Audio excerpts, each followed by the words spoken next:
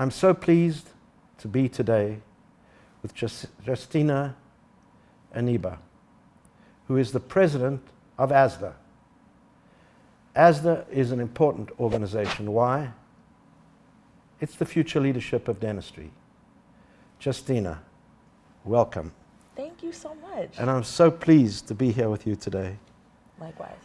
I've had the honor of meeting your predecessors, and each one of them has gone on to do great things.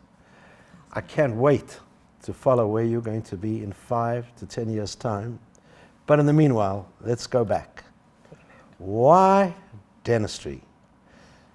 I think that's such a loaded question because they also ask us why dentistry to get into dental school. It's like one of those picture perfect questions. But for me, I feel like dentistry chose me in a way. Like I mentioned to you before we started, my dad is a physician. Right. So I feel like all I knew growing up was like, I want to help people, but I don't want to do that. That is out of my wheelhouse. So I ended up not having any cavities growing up, which was like a huge testament to myself. And then I ended up having braces. So that was like a 6-year process because my teeth were insane before I had braces. I had braces, I got to know my doctor, I got to know all the assistants, and I was like, now this I can do. So I ended up shadowing orthodontists, I shadowed endodontists, I shadowed anyone you can think of. And what everyone kept telling me was, if you can handle it, do it. It's the best thing you can do in your life. So long story short, I followed their lead and I'm here. Were your parents okay with that? It took a while. I understand. Just kidding. They were happy. I think dentistry presents a really good work-life balance. Yeah. So what I did gain is, being able to help people with a good work-life balance. Well, one of the things and one of the areas I think we need to work on with you is how do we attract others into dentistry? Because very often it's easier to accept medicine because it's perhaps a more normal route. Yeah. But we all know that oral care is important. Of course. Because there's a high correlation between good oral care and good health. Yes. And in fact, we also know that well over half the world's population have caries. So we need caries fighters, we need dentists, and we need them all over the world. And so the route you've taken is great. You a little bit bucked the family tradition. A little bit. But here you are, and so pleased. So before I get into some of the technical matters of dentistry, I want to pose another maybe important topic from a workplace, from a global point of view. And that is the notion that if you take a look at dental schools today, well, in many parts of the world, half, and in certain countries like the UK, over half are women.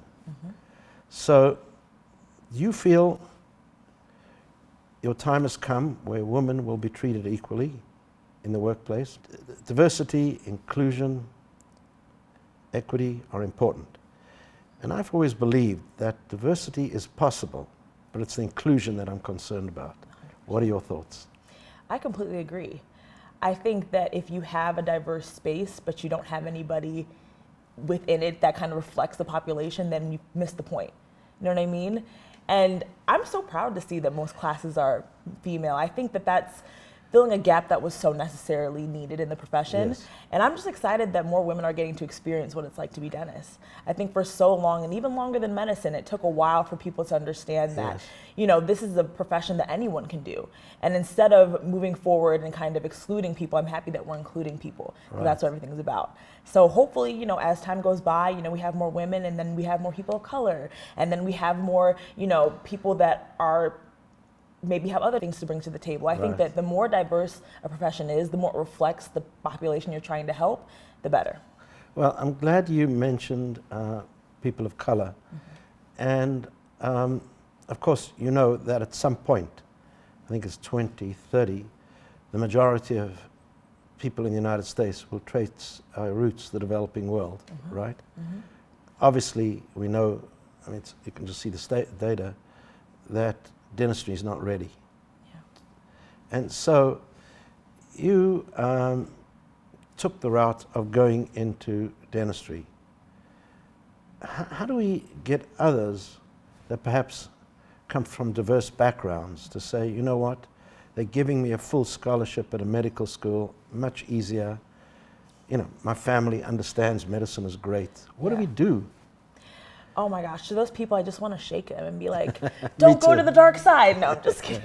But I think for those people, it's making dentistry as accessible as medicine. Right. I think from very, very young, you always know the idea of a doctor. You can be a doctor Yeah. when you grow up. But I think we need to kind of frame that into you can be a doctor, a dentist, a nurse. The health profession needs people in every aspect. So I don't think that there's any reason that we can't go into schools and tell people about how awesome dentistry is. And at that point, you're also teaching oral health literacy. People know about doctors. They know to go to the doctor. They know to go to the doctor at least once a year.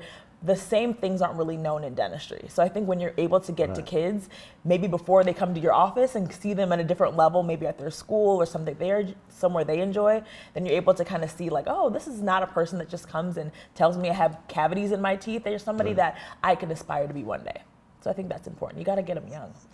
So we got to go into the schools, really. We have to. Yeah. And I've got one more question. I'd like to hear your thoughts. Yeah. Maybe you have a thought for me. Yeah. And that is, we know that there's this direct correlation between good oral care and good health care. How do we get the physicians to work closer with the dentists and the dentists to work closer with the physicians? I think that there are half the population in this country doesn't see a dentist, and there's an equal number, or not as high, that don't see a physician.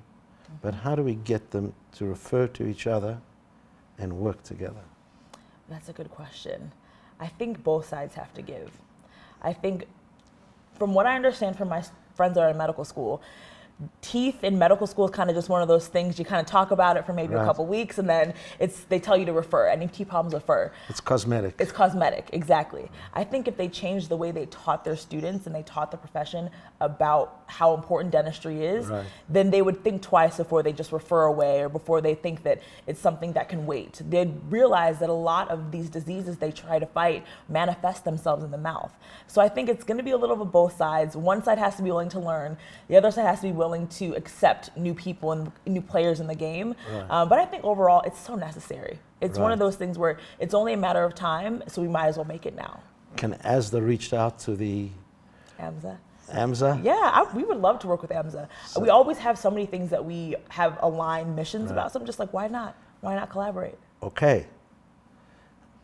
At Henry Schein, we're going to reach out to you. Yes. We're going to reach out to the AMSA people, the NDA, and the National Medical Association, and maybe we can get something going. I would love that. Right. And then you guys can be like, we're the ones that did it.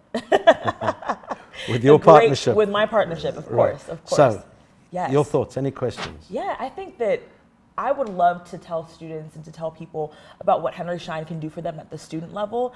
One thing we just had at our Tech Expo is we had a ton of companies from Henry Schein come and show all of this new, innovative, and exciting technology. So how can students get their hands on more technology before they enter the field? It's a very good question. So we have worked with dental schools on advancing the curriculum for digital dentistry. Yeah.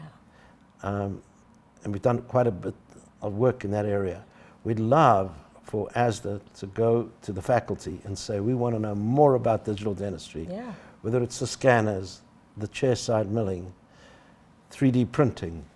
All of those areas could have a huge impact on the quality of dentistry. And of course, in the end, we would see more people receiving dentistry at a lower price because of the digitalization of dentistry, and that all going into the software system, the electronic medical record, the practice management system. All of that are products we sell, and most dental schools have the XAN system, which is very helpful. So if we get ASDA to encourage students to get more involved in digital dentistry, we'll take the profession further, and we'll have access to oral care for more people because we'll be more efficient. Yeah, that sounds like Ready? an ASDA-ADIA partnership that needs to happen We're as ready. well. Let's do it. Let's do it. So I look forward to following your progress over the years to come. To all those who participated in the Greater New York Meeting 2022, I hope you had a good meeting. And to all those watching this program, have a great holiday season and 2023. Wow. and a healthy 2023. Thank you.